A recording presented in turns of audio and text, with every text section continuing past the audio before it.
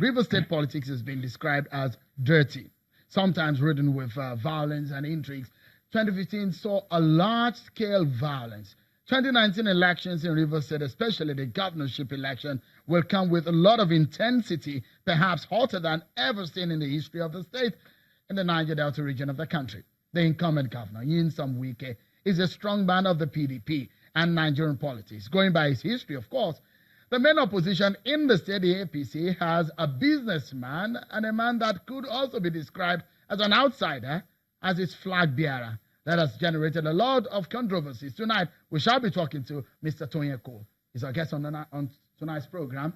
He's a candidate of the APC in River State. Thank you so much for coming on the program. Thank you, Sean. How are you? Well, it's interesting that we're seeing a lot of outsiders coming into the race. Before I go into what prompted or inspired you to wanting to come into politics, because you're one person that will be described as a successful businessman.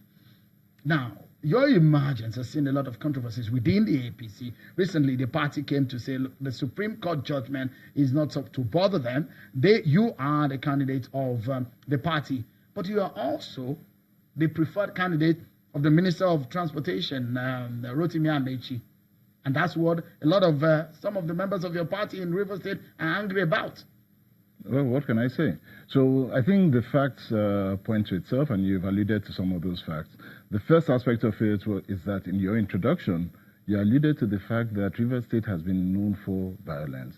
Now, when you have a state that has been known for electoral violence, then the next thing you have to ask yourself is it not time for change? Is it the same thing you want to see going forward all the time? And so the first aspect that we have decided is that River State needs a peaceful election. It needs a different type of politics. It needs what we call the politics of peace coming in. And that's what we're looking at. When we talk about, or when you talk about controversies, I think controversies depends on which side of the table you're looking at.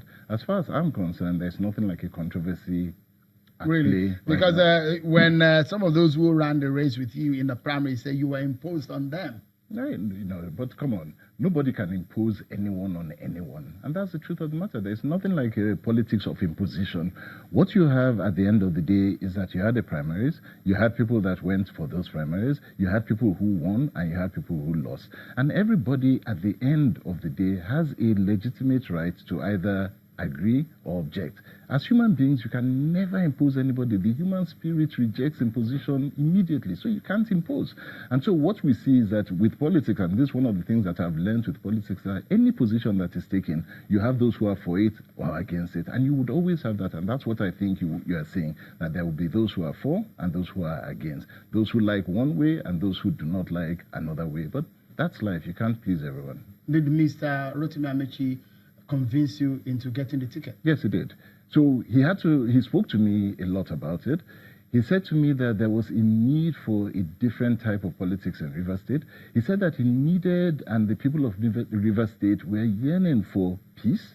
They were yearning for wealth creation. They were yearning for wealth distribution. They were yearning for a leader that can impact people at the grassroots and make them feel that the monies that come into the state, which is a lot, can actually go and impact their lives on a day-to-day basis. And they were looking for people, and River State is yearning at this point for somebody who they know is not just going to steal their money. And that is you? And I think that's why I took it. Because sorry, have you heard what people were saying? About what? About your relationship with Rotimi Amechi. What are they saying? Whether or not you are business friends and your business interest has prompted that decision to picking you over some of party faithful who have been in the party before you. So first and foremost, let's talk about business interests. As far as I know, Rotimi Amechi and I have never done any business together. And that is something that anybody can see. I ran a business for 23 years. In that business, I dealt with governments at all levels. Federal governments in Nigeria, in Ghana, in Ivory Coast, in 23 African countries. I've dealt with governments at all levels. I've dealt with ministers, I've dealt with governors, I've dealt with presidents. Now, how many of them would I have business relationships with? Totally impossible. So you have business relationship with Amechi too? Absolutely not. That's what I'm saying. You cannot. It's absolutely impossible. Because if you do that, from the type of business that we run, you are already in trouble. We were part of a group called Partnering Against Corruption Initiative, which essentially is a World Economic Forum group that works to ensure that business is separated from government and that you do everything legitimately. And so we were never worried. Once people say that, oh, they want to look at business relationships, say, please feel free.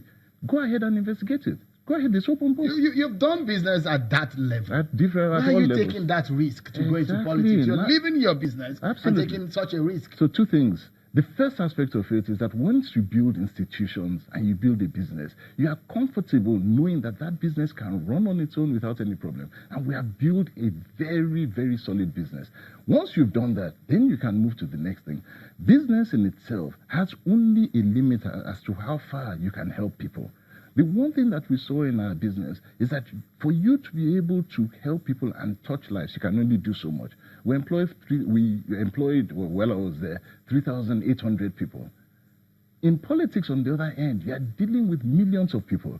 You are going into a realm where you can touch and make a difference into the lives of millions of people on a daily basis and change them. And that's exactly what we're looking at. The fear, again, from a lot of people will be how your business interest will not mix with your political interest. Absolutely. Very simple. Again, I told you that once you have built institutions, you have the ability to cut off. So the first thing that I did, and everybody saw that, was I resigned from every single company, walked away from everything that I had done because I knew that that would survive. The first thing, and people ask that, the Constitution does not say that you should do that immediately. I said, no, we need to be able to separate completely. I don't want to look back. That is done. I finished that aspect of my life. So it was easy to move on. And I'm confident in the people that we built. You see, about life, it's can you build people? Can you build institutions?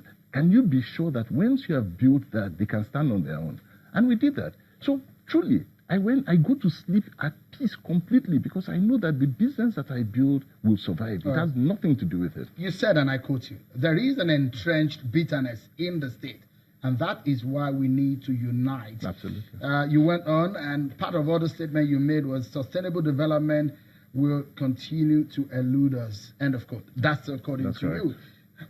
Why do you think that unity is the most important? Absolutely important. So one of the things that we've seen, I'm doing a word round, word to word. Even going into politics, the first thing that I noticed when I went in was that everybody was angry.